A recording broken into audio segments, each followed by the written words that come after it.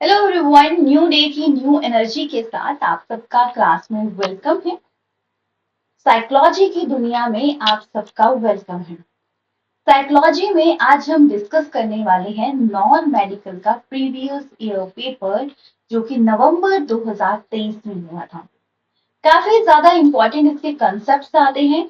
सो याद रखिएगा, आपको अवेयर रहना है और आपको साथ साथ इनके आंसर्स भी करने हैं। जो भी मैं क्वेश्चन पूछूंगी, जरूरी नहीं है कि जो क्वेश्चन यहाँ पे लिखा है वही क्वेश्चन मैं आपसे पूछूं।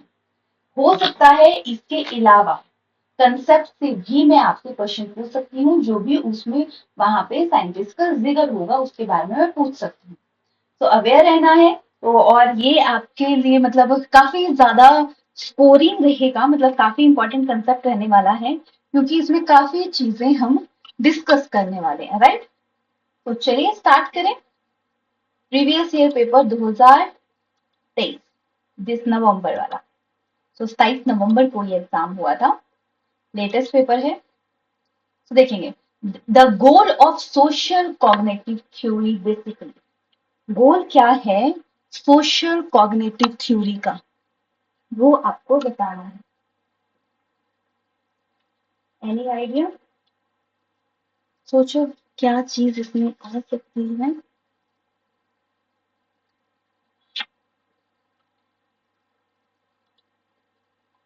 तो इसमें है सेल्फ रेगुलेशन आएगा।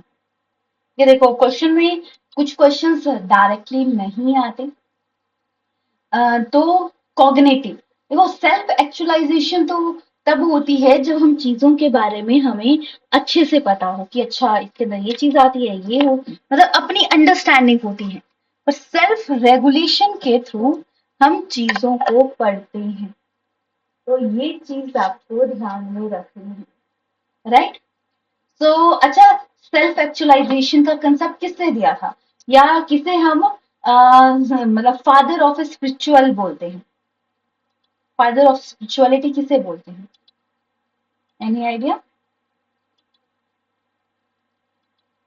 अब्राहम मॉस्लो, ठीक है।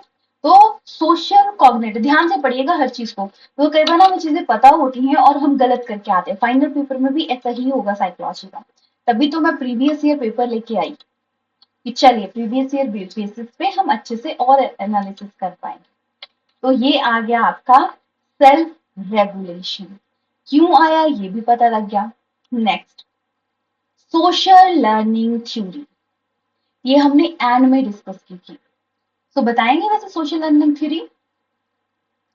हाँ, सोसाइटी से रिलेटेड एल्बर्ट बेंडूरा हम बात करेंगे, और कौन थे, एरिक एरिक्सन, वाइगॉस्की, ये सारे किससे रिलेटेड हैं? Social learning. बाकी बात करें एल्फ्रेड हिटकॉक, तो इन्होंने मेन अगर इसे बोले गए, ये सिनेमा से रिलेटेड थे।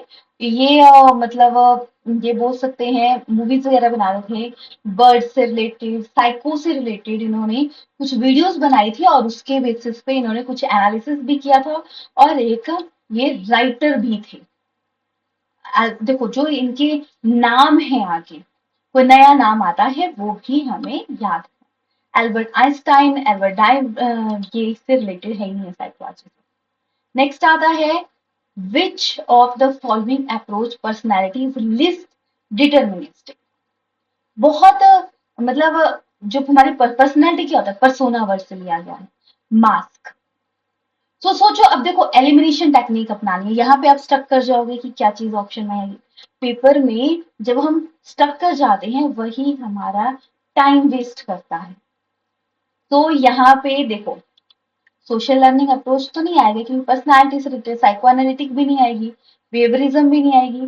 तो इसमें आ जाएगी ह्यूमनिस्टिक अप्रोच, ठीक है। पर्सनालिटी, सबकी पर्सनालिटी अलग अलग होती है। हमने इसमें दो थ्योरीज पढ़ी थी पर्सनालिटी में, एक टाइप थ्योरी और ट्रेट थ्योरी। हमने ये भी पढ़ा था दोनों का कॉम्बिनेशन किसने बोला था, ठीक है। अब मुझे बताएंगे, रोचक इन बुक ट्रस्ट था पर्सनालिटी से रिलेटेड। तो उसमें कितने टेस्ट के बारे में पढ़ा है, कितने हमने कार्ड्स का यूज किया है? टोटल कार्ड यूज इन रोचक इन बुक 10। अब आपको पता है ब्लैक कार्ड अलग है, कलर कार्ड अलग है, और ब्लैक एंड व्हाइट पार्ट अलग है, ठीक है। फिर आता है Freudian theory of personality, Sigmund Freud, काफी ज्यादा मतलब अच्छे साइंटिस्ट माने जाते हैं। इद, ईगो, सुपर ईगो पे इन्होंने बात की थी। अच्छा, अब आपने आंसर करना है, इद, ईगो, सुपर ईगो। जो लिबिडो कंसेप्ट था वो किसके अंदर था, जिसमें एरोस, थैंडोस, वो चीजें बात की थी, वो किसके अंदर आता है इनमें से। देखो मैंने बोला था कि मैं कंसेप्ट को नहीं करवाऊंगी, डायरेक्ट उससे रिलेटेड क्वेश्चन भी कराऊंगी, क्योंकि जब हमें वो स्टोरी पर जब मैंने आपको कंसेप्ट करवाए थे तो मैंने आपको एक चीज बोली थी कि हम जब स्टोरी के साथ चीजें करते हैं तो हम अच्छे से करते हैं, तो वो बहुत ज्यादा मैटर करता है। ईद, ठीक है। लिबिडो में हमने पढ़ा था मदर का फादर, सॉरी मदर का सन के साथ इंटरेक्शन, और सन का, सॉरी डॉटर का फादर के साथ, लैक्टा होता है ऑडिपस, मदर का सन के साथ। So ego, ego reality based principle है। तो ये चीजें आती हैं हमें, और हम पेपर में पजलिंग में कोई और ऑप्शन कर लेंगे। सुपर ईगो प्लेजर नहीं होता, सुपर ईगो तो बताता है कि क्या मोरालिटी, मैंने तो करना ही नहीं है, चाहे कुछ मर्जी हो जाए, रूल्स का रूल्स मानेगा। देखो ये भी फ्रस्ट्रेशन एग्रेशन हाइपोथेसिस, हमने पढ़ा था दो कंसेप्ट, एरोस एंड थैंडोस। एरोस मतलब गुस्सा आना, नेगेटिव पॉइंट, थैंडो सॉरी एरोस मतलब पॉजिटिव, थैंडोस नेगेटिव। तो एग्रेशन और फ्रस्ट्रेशन क्या है, ये क्वेश्चन पता नहीं कितनी बार आ रहे हैं। सो इसमें आएगा फ्रस्ट्रेशन प्रोड्यूस एग्रेशन। देखो ये कंसेप्ट को ध्यान से समझना है, कई बार कुछ भी आता है। देखो ये तो है नहीं, elimination, claim of frustration aggression both instinct, no, instinct तो है नहीं है, बेसिक इंस्टिंक्ट भी नहीं है, ऑब्वियसली कभी नहीं हो सकते बेसिक। हर टाइम हर कोई थोड़ी ना एग्रेशन में रहता है, क्योंकि बोला जाता है, बच्चे की बात कर रहे हैं यहाँ पे, तो कोई भी इवल नहीं है, सारे महान आत्मा है, ये बोला जाता है। तो फ्रस्ट्रेशन से एग्रेशन, कोई देखो अब माना किसी को दर्द हो रही है, कोई आके बार बार बोला जा रहा है मेरी बात सुन, मेरी बात सुन, वो बेचारा दर्द के मारे हो रहा है, मतलब परेशान है, और कोई आ रहा तो उसको गुस्सा तो आएगा ही ना। फ्रस्ट्रेशन से एग्रेशन कॉज होता है, राइट। सो और ये फ्रस्ट्रेशन, एग्रेशन, ये सारे थैंडोस के अंदर आते हैं, दैट इंस्टिक्ट के अंदर ये आते हैं। कंटिन्यू अगर आपको एग्रेशन फ्रस्ट्रेशन हो रहा है ना, तो याद रखिएगा आपकी मेंटल स्टेट सही नहीं, या तो आप बहुत ज्यादा थिंकिंग कर रहे हो, ओवर थिंकिंग का, डिप्रेशन का शिकार हो, या कुछ और, तो ये चीज ध्यान में रखिएगा। Next question is, which of the following clinical procedure are based upon classical conditioning.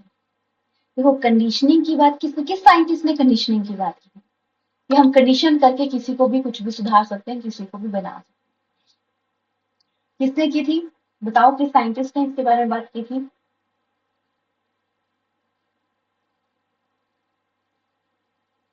पैवलॉव, ठीक है। तो इसमें हम सिस्टमैटिक चीजें करते हैं, ट्रांसफॉर्मेबल तो होता है चीजें को बदलना, टोकन इकोनॉमी आता है, ये रीइंफोर्समेंट के बेसिस पे है, ठीक है। Two chair technique different technique है, और सिस्टमैटिक डिसेंट्रलाइजेशन ये क्लासिकल, क्योंकि सिस्टमैटिक वे से हम किसी को भी चेंज कर सकते हैं, ये बोला गया है। हम खुद के माइंड को भी चेंज कर सकते हैं, खुद बोलो रोज, I do my best, I do my best, मैं अपना काम अच्छे से कर रही हूँ, मुझे अच्छे से करना है, मैं खुश हूँ। देखना आपकी एनर्जी ही, लाइक 2-4 दिन आप दुखी मन से बोलोगे, खुश हो भी, 5वें दिन ये सोचो कि दुखी होके क्या मिलेगा, कुछ भी नहीं मिलेगा, जो होना है वो होना है, पॉजिटिव रहो। तो ये आ जाएगा हमारा सिस्टमैटिक डिसेंट्रलाइजेशन, यानी हमारा ऑप्शन डी यहाँ पे करेक्ट है। नेक्स्ट पॉइंट हो जाए इंटेलिजेंस। मैंने ये बोला था कि इंटेलिजेंस हम एक टर्म में नहीं डिफाइन करते, इंटेलिजेंस होती है कि नंबर लाना, इंटेलिजेंस नहीं, इंटेलिजेंस आता है कि कैसे आप चीजों को लाइफ में देखते हो। देखो grey knowledge is a great manufacture, no, ability to get a good grade, grade तो कभी भी नहीं है, all the factor that make a person different from each other, ये भी हो सकता है, the ability to think abstractly and learn from experience. तो इसमें दो ऑप्शन में है, जब हम ये भी सही है ये भी सही है, पर डिफरेंट बनाता है, इंडिविजुअल है वो तो डिफरेंट बनाएगा, तो ये रॉन्ग आ जाएगा। तो इसमें सही है कि हम हम थिंक आना था यहाँ पे, थिंक एब्स्ट्रैक्ट, अलग अलग वे से सोच रहे हैं और एक्सपीरियंसेस सीख रहे हैं। Next, gestalt theory emphasize. अच्छा मुझे बताओ, गेस्टाल्टिज्म के फादर कौन है, मतलब किसने गेस्टाल्टिज्म ने सबसे पहले क्लास जो ली थी वो स्कूल ऑफ साइकोलॉजी की ही ली थी, जिसमें हमने काफी इंपॉर्टेंट कंसेप्ट को डिस्कस किया था। तो जल्दी से बताएंगे गेस्टाल्ट थ्योरी। वर्डमैन, मैक्स वर्डमैन, कोहलर ने वर्क किया था, पर फादर इसके मैक्स वर्डमैन है। कोहलर, कुफ्का, ये सारे लुइस, ये सारे गेस्टाल्टिज्म के। ये पैटर्न पे वर्क कर रहे हैं कि हर चीज ना ऐसे नहीं होती, एक पैटर्न फॉलो होता है चीजों को करने के लिए। तो हमारा ऑप्शन एटम ऑफ थॉट नहीं, कॉन्शियस, ऐसे रिमूव करो, नहीं पता लग रहा है कि क्या चीजें हैं, पैटर्न समझ गए तो ये समझ गए, बट किसी चीज में आपने देखा होगा कोई क्वेश्चन में आपको पता ही नहीं लग रहा है कि क्या चीजें हैं, तो वो ध्यान में रखना। Elimination technique, the term of efficiency of scanning information, which one of the following strategy is considered the best? Scanning के लिए एक होता है स्कीमिंग और एक होता है स्कैनिंग। स्कैनिंग में आप बहुत डीप चीजों को पढ़ते हैं, तो इंफॉर्मेशन स्ट्रेटेजी बेस्ट रहेगी, तो बेस्ट रहेगी जिसमें हम एक, जब हम फोकस करते हैं एक टाइम पे एक ही चीज पे तो वो काम अच्छे से होता है। तो ये आ जाएगी, स्कैनिंग बेस्ट होगी जब कंजर्वेटिव फोकसिंग होगी। कंजर्वेटिव वर्ड एक तरफ से नेगेटिव भी है, बट जब स्कैनिंग की बात की जाएगी तो यहाँ पे ये प्रॉपर वर्ड है। गैम्बलिंग तो एक तुक्का मारना आ गया, सेलेक्ट करना चूजेस की बेसिस पे। साइमल्टेनियस स्टैग्निंग अल्टरनेट वे से हो रही है, सक्सेसिव की अब तो सक्सेसिव है। पर जब हम प्रॉपर वे से चीजों को कर रहे हैं, देखो इसमें कहीं आपको ये क्वेश्चन नहीं मिलेगा, कहीं इसका डायरेक्ट आंसर नहीं मिलेगा, तो इसमें आपको हमेशा ऐसे क्वेश्चन आएंगे ही। साइकोलॉजी में ऐसे क्वेश्चन आते हैं और इसी में ही हम मार्क्स आते हैं। तो याद रखिएगा आपको क्वेश्चन को ध्यान से पढ़ना है। अगर हिंदी इंग्लिश में समझ नहीं आ रहा तो वही चीज इंग्लिश में पढ़िए। ये कंजर्वेटिव फोकसिंग, कंजर्वेटिव एक गलत वर्ड है ऐसे, क्योंकि वो कंजर्व हो गया, सोच नैरो माइंडेड आ गया, ये इसमें आ जाता है। पर जब स्कैनिंग की बात करेंगे तो वो एक पॉइंट पे आ रहा है, एक जगह फोकस आ रहा है, तो वहां पे वो पॉजिटिव पॉइंट आ जाता है। Muller layer illusion is likely occurring more in cultural characteristics. तो ये क्या आ जाएगा? तो Muller layer illusion इसमें people living in a rectangular and square building. Miller मतलब इन्होंने इस मतलब illusion कल्चरल एस्पेक्ट के बारे में बताया था। Next, model of memory. देखो हमने कल ही मेमोरी वाला कंसेप्ट डिस्कस किया था, तो याद रखिएगा मैंने बोला 4 क्वेश्चन आए हैं, ठीक है, तो 4 क्वेश्चन क्या क्या है। सबसे पहले तो ये आ गया, memory consider short term memory, serve to gateway of a long term memory। ये किसने बोला था? इसमें थोड़ा सा गलत है आपका, एटकिंस एंड सिफ्रिन ने ये बोला था, ये याद रखिएगा। एटकिन एंड सिफ्रिन ने, वहां पे भी हमने ये चीज देखी होगी आपने, ठीक है। सो टल्विंग की बात करें तो टल्विंग ने 3D मॉडल दिया था, किसका? लॉन्ग टर्म मेमोरी का, जिसमें इन्होंने एपिसोडिक में बांटा, सिमेंटिक में बांटा एंड प्रोसीजर में बांटा था। ये नया नाम है, ठीक है, सो याद रखिएगा। फिर वैसे तो ना, अगर मेमोरी ऐसे ऐसे साइंटिस्ट के नाम याद करने लगे तो हजारों में साइंटिस्ट मिल जाएंगे जिन्होंने एक पे एक ही चीज पे वर्क किया है, पर हजारों याद करना टफ है ना। तो जिसलिए जो मेन मेन से हमने हर किसी कंसेप्ट के मेन मेन से कंसेप्ट किए हैं, बाकी नए वर्ड हमेशा एक आधा आता ही है, ठीक है। जैसे कि ये वाला पॉइंट, एबन गॉस के बारे में सोचा तो पढ़ा है कि एबन गॉस मेमोरी से रिलेटेड है, तो हम सोच भी नहीं पाएंगे कि ये आंसर है। तो चीजें बता दी मैंने, इसलिए प्रीवियस ईयर पेपर इंपॉर्टेंट है। क्रैक एंड लॉकआउट की बात करें तो इन्होंने डेप्थ प्रोसेस, मेमोरी की डेप्थ के बारे में बात की। एबन गॉस ने मेमोरी के कंसेप्ट के बारे में बताया था, ये तो आपको पता ही है, ठीक है। Next, backward conditioning occur when. Conditioning मतलब पैवलॉव ने बोला है, देखो पैवलॉव के क्वेश्चन ना बड़े टिपिकल से आते हैं। पैवलॉव कहाँ के थे, क्या था, क्या दिया था, किसका एक्सपेरिमेंट, ये थोड़ी ना आते हैं अभी। पैवलॉव के क्वेश्चन अब थोड़े से डीप, और आपको तभी तो थ्योरी के बेसिस पे मैं आपको जब भी करवा रही थी स्टोरी करवा रही थी, ताकि आप कंसेप्ट को समझ पाए। तो पैवलॉव, इन्होंने कंडीशनल स्टिमुलस दिया, अनकंडीशनल स्टिमुलस दिया, इन्होंने कंडीशन कर दी डॉग का सलाइवा निकालने के लिए। तो बैकवर्ड कंडीशनिंग, आपने फिर से उसको बैकवर्ड लाना है। इन्होंने एक्सपेरिमेंट कंडीशनिंग, ऑब्जर्वेशन कंडीशनिंग, अलग अलग टाइप की कंडीशनिंग के बारे में बताया। तो इसमें आंसर आ जाएगा unconditional stimulus is present first and conditional stimulus is present after। ठीक है, पहले उन्होंने क्या किया, बेल बजाई, अनकंडीशनल दिया, फिर कंडीशन की धीरे धीरे धीरे डेली बेसिस पे। देखो एक डॉग को वो आदत दिलवा सकते हैं, तो हम तो ह्यूमन है, हमारा तो ब्रेन उनसे कहीं ज्यादा अच्छा है, तो हम क्यों क्यों नहीं कर सकते। ठीक है, तो option D is correct. Next point है जाने, which memory is a instrumental motor learning process. तो मोटर लर्निंग प्रोसेस में प्रोसीजर आएगी। Sensory memory short term memory रहती है जो सेंसेस के बेसिस पे है। एपिसोडिक, जब एपिसोड कोई भी आप इवेंट देख रहे हो, वो देख रहे हो उसको। सिमेंटिक मेमोरी की बात करें तो सिमेंटिक मेमोरी आपकी आ जाएगी वर्ड और फैक्ट से। अब देखो इस बार ये चीज आई है कि इंस्ट्रूमेंटल मोटर लर्निंग प्रोसेस क्या है। नेक्स्ट टाइम एपिसोडिक के बारे में आ सकता है, नेक्स्ट टाइम सिमेंटिक के बारे में आ सकता है। तो कोई नई चीज नहीं आती, इसी से रिलेटेड कंसेप्ट को पूछा जा रहा है कि अच्छा ये इसके अंदर आती है, ये चीज इसके अंदर आती है। Next, moderate mental retarded person, उनका आईक्यू कितना। तो देखो मैक्सिमम तो मैं आपको आंसर बता रही हूँ, बट जो क्वेश्चन से रिलेटेड है वो पूछे जा रही हूँ। तो इसमें आएगा 35 से 54।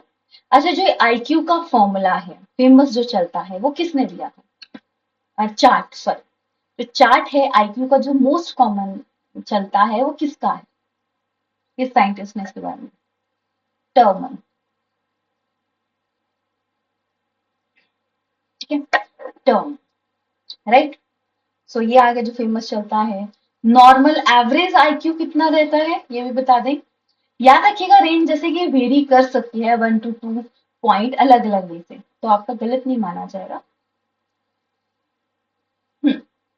90 से लेके 109 तक, 1010, 1011, ऐसे जैसे रेंज आएगी तो आप उसको करेक्ट कर सकते हैं।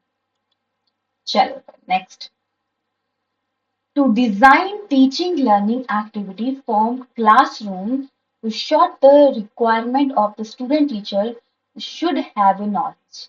तो याद रखिएगा अगर आपको हिंदी में चीजें समझ नहीं आती, इंग्लिश में नहीं आती, तो हिंदी में भी आप पेपर में पढ़ के आंसर कर सकते हो। कई बार हमें मतलब बेशक हिंदी टफ लगती है, बट जब हम वहां पे सॉल्व करते हैं तो हमें चीजें जल्दी समझ आती हैं।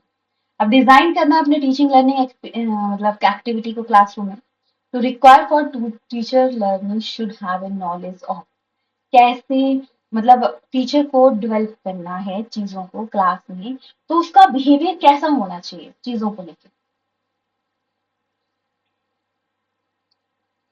तो इसमें आ जाएगा डेवलपमेंटल साइकोलॉजी, क्योंकि टीचर का माइंड कैसे होना चाहिए। इसमें थोड़ा शूट की स्पेलिंग गलत है, देख लेना। तो देखो कहीं ना कहीं बिहेवियर साइकोलॉजी भी सही है, रॉन्ग नहीं, बट बिहेवियर में बिहेवियर का चेंज करना होता है।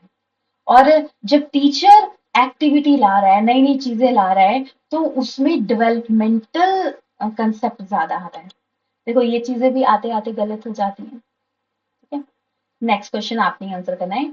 Derive reduction theory of motivation किसने दी है। नीड मतलब कंसेप्ट आता है, ठीक है?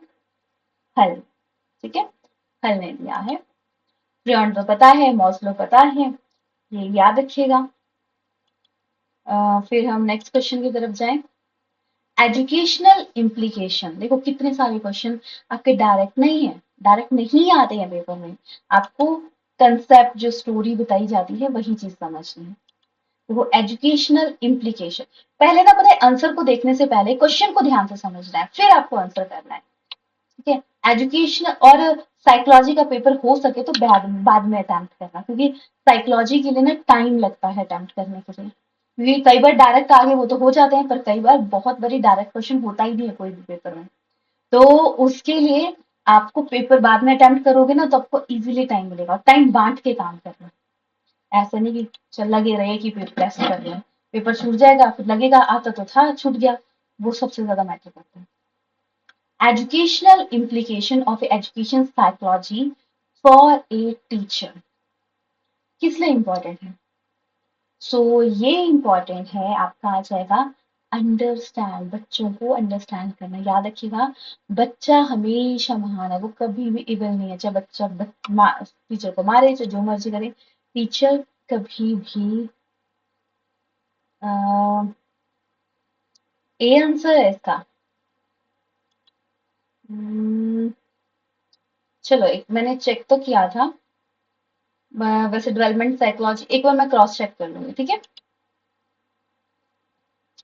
तो ये हो गया। Next, most scientific and objective method of studying behaviour. Behaviour के बारे में आपको अच्छे से जानना है, तो आप क्या कर सकते हैं? सोचो, अगर आप टीचर होते तो क्या, सर्वे मेथड तो नहीं होगा। फिर कौन सा आ सकता है? तो इसमें एक्सपेरिमेंटल मेथड, बिहेवियर जानने के लिए ऑब्जर्व करना, ठीक है, ऐसा नहीं केस स्टडी भी नहीं होगा, सर्वे मेथड भी नहीं होगा, दो ऑप्शन में से थोड़ा स्टक करता है। ऑब्जर्व करके तो आप कर लोगे, पर जब एक्सपेरिमेंट करोगे, टारगेट दोगे, तो आप ज्यादा अच्छे से समझ पाओगे। तो हम अगर कोई और ऑप्शन नहीं होता तो ऑब्जर्वेशन सही होता, पर इसमें आंसर आ जाएगा एक्सपेरिमेंटल मेथड। क्या आ जाएगा? Experimental method, right. Now include the data concerning the family background and educational development। तो अब आपको पता है, कहीं ना कहीं फैमिली का बैकग्राउंड मैटर करता है। तो जब हम उसके पूरे बैकग्राउंड के बारे में स्टडी कर रहे हैं, तो वो केस स्टडी है, जीन के बारे में हो रहा है, तो ये है केस स्टडी। जनरल बिहेवियर तो नॉर्मल आ गया, जेनेरिक अप्रोच भी नहीं आएगा। एडिक्वेसी की बात करें, सो पर्पस, किस पर्पस से कंसर्न कर रहे हैं, ये मतलब होता है। नेक्स्ट, एजुकेशन साइकोलॉजी क्या है? एजुकेशन साइकोलॉजी एक अप्लाइड साइंस है, जहां पे हम इम्प्लीमेंट करते हैं बच्चे के ऊपर कि बच्चा कैसे कर सकता है।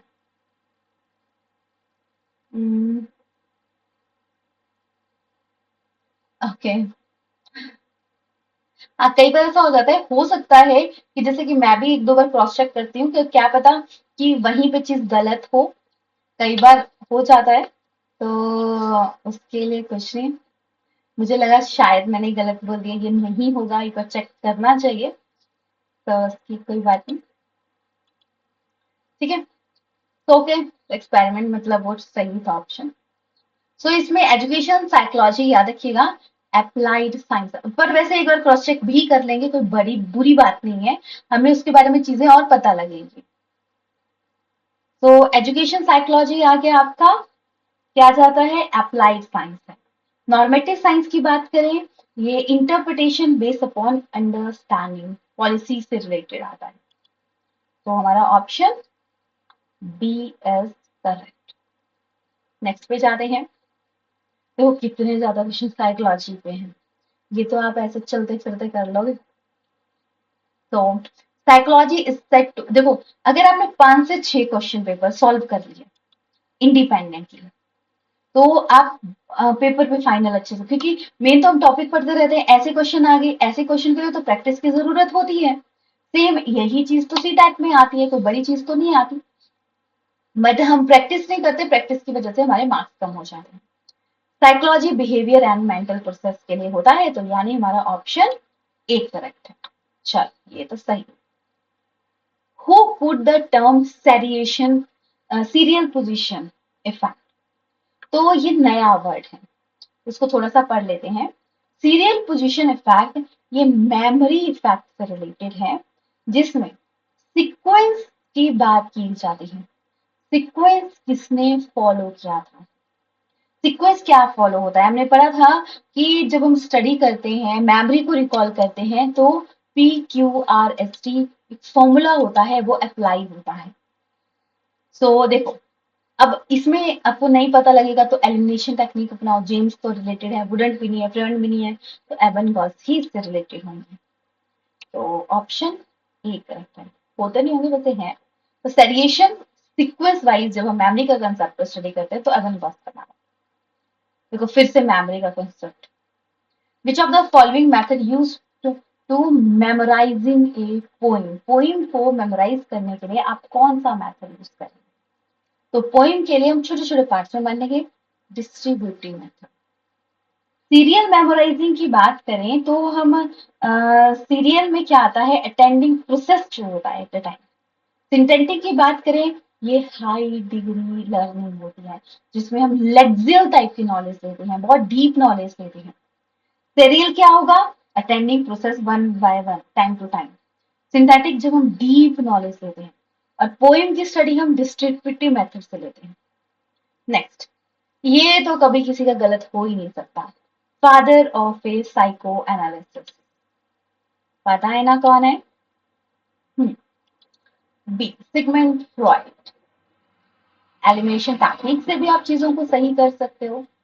Next, first psychology lab. देखो एक आता है इंडिया के बाहर, तो इंडिया के बाहर जर्मनी के लिपजिंग में खोली थी, और इंडिया में कलकत्ता यूनिवर्सिटी में फर्स्ट साइकोलॉजी लैब। मैंने आपको बोला था साइकोलॉजी में अब इन फ्यूचर काफी ज्यादा, क्योंकि लोगों को पैसा तो कमाना आ गया पर कैसे रहना है वो नहीं आया, उसके लिए समझनी पड़ेंगी चीजें, राइट। और देखो जैसे कि आपकी क्लास फिनिश होगी तो पता है एक बार इस पेपर से गो थ्रू होना है, देखना है कि आपको कितने मतलब कितने क्वेश्चंस आ गए अभी। देखो जितनी करेक्शन होगी उतना आपके लिए बेटर होगा, ठीक है। लास्ट मैंने केमिस्ट्री की भी नहीं अपलोड की है आंसर और वो, तो अब मैं कर दूंगी, ठीक है। तो हाँ वैसे ये भी सही है, क्वेश्चन नंबर के साथ आंसर कर रहे हो ताकि डाउट ही ना आए, क्योंकि पहले के ऐसा होता है कि सीक्वेंस सी ए कौन क्या आंसर कर रहा है तो थोड़ा सा हो जाता है, ये भी सही चीज है। सो सिंगल फैक्टर थ्योरी ये तो कभी गलत हो ही नहीं सकता। अल्फ्रेड बिनेट, हल ने तो हमने पढ़ लिया क्या बात की थी। एडलर की बात करें, इन्होंने इंडिविजुअल साइकोलॉजी की बात की थी, काफी बार नाम आता है एडलर का, पर इसके बारे में बहुत ज्यादा भी नहीं पूछा जाता, बस याद रखिएगा सिंगल पर्सन में, एक पर्सन में क्या वेरी करता है क्या नहीं है उसके बारे में इन्होंने बात की थी। हर कोई अलग तरीके से रहता है। फिर आता है आर्क्योटाइप टर्मिनोलॉजी। तो आर्क्योटाइप टर्मिनोलॉजी जंग्स ने बोली थी, कार्ल जंग ने, आपको पता है दो टाइप के कंसेप्ट दिए थे, एक इंट्रोवर्ट और एक एक्सट्रोवर्ट, ठीक है। इंट्रोवर्ट में उन्होंने बोला था कि बच्चा कैसे रहता है, और एक्सट्रोवर्ट में बोला था कैसे वो एनवायरनमेंट के साथ एडजस्ट करता है, ये चीजें उन्होंने बोली थी, ठीक है। फिर बात करें विच साइकोलॉजिस्ट एसोसिएटेड विद बिहेवियरिज्म, जिन्होंने किसके बारे में बात की थी, जिन्होंने बात की थी रेनफोर्समेंट के बारे में, कौन थे? 27, ओके, क्या है, देखो आर्क्योटाइप टर्मिनोलॉजी नया वर्ड है, ठीक है। तो कार्ल जंग ने इसके बारे में बताया था, और कार्ल जंग ने इंट्रोवर्ट एंड एक्सट्रोवर्ट पर्सनालिटी के बारे में बताया था, तो उसी में हम आर्क्योटाइप वर्ड यूज करते हैं, ठीक है। तो आर्क्योटाइप पर्सनालिटी मतलब अगर हम बात करें तो इंट्रोवर्ट जो कि जिनमें जो किसी से बात करना पसंद नहीं करते, ठीक है, या मतलब आर्क्योटाइप एक पर्सनालिटी का टाइप है, ठीक है। Original model something developmental process. Introvert जो कम बात करते हैं, ज्यादा सोशल नहीं होते, इसका मतलब वो सक्सेसफुल नहीं होते, मतलब इसका मतलब ये नहीं है कि वो सक्सेसफुल नहीं होते, सक्सेसफुल होते हैं बट अलग अलग टर्म है, जैसे जिन फील्ड में कम बोलना पड़ता है, कम सोशल होना पड़ता है, उनमें वो बेस्ट रहते हैं। और एक्सट्रोवर्ट वो जो दूसरों के साथ इंटरेक्शन रखना पसंद करते हैं, दूसरों के साथ बॉन्ड बनाना पसंद करते हैं। इन्होंने फिगर का एनालिसिस किया, इमेजेस का एनालिसिस किया, स्टोरी पैटर्न का एनालिसिस किया, उसके बेसिस पे इन्होंने आर्क्योटाइप एक वर्ड यूज किया था, ठीक है, ये याद रखिएगा। साइकोलॉजिकल मतलब स्विस थे ये, स्विस साइकोलॉजिस्ट थे। Next Skinner, right. और आपको पता है फिक्स कोई भी चीज अच्छी नहीं होती, तो इन्होंने बोला था रेनफोर्समेंट भी दी जाएगी, वो वेरिएबल दी जाएगी। Next, in which method of study of psychology independent and dependent variable are important. किसमें बोल सकते हैं? देखो, आ, आप कोई चीज कर रहे हो तो वो पुरानी नॉलेज से भी कर रहे हो और नई चीज को भी उससे इम्प्लीमेंट कर रहे हो, तो डिपेंडेंट भी हो और इंडिपेंडेंट भी हो। देखो, हिस्ट्री मेथड में तो आप पूरे पुराने से ही है। ऑब्जर्वेशन आप प्रेजेंट में चेक कर रहे हो। इंट्रोस्पेक्शन एक टेक्निक है जिसमें हम चेक करते हैं। एक्सपेरिमेंटल मेथड इसमें सही से हो जाए। अब वैसे मैं ये मेथड मैंने आपको बोला था कि मैं डिटेल में क्लास में सिर्फ मेथड भी अलग से करवा दूंगी ताकि आपको प्रॉपर एनालिसिस हो जाए कि क्या क्या किसमें बोला जाता है। अब concept like introspection, conscious experience are associated with, किसने बोला था?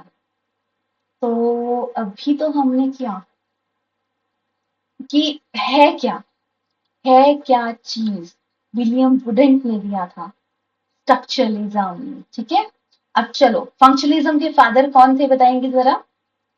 Who is the father of A functionalism? James. ठीक है, और बिहेवियरिज्म के फादर विलियम जेम्स। बिहेवियरिज्म के वॉटसन। गेस्टाल्टिज्म के मैक्सवर्थ।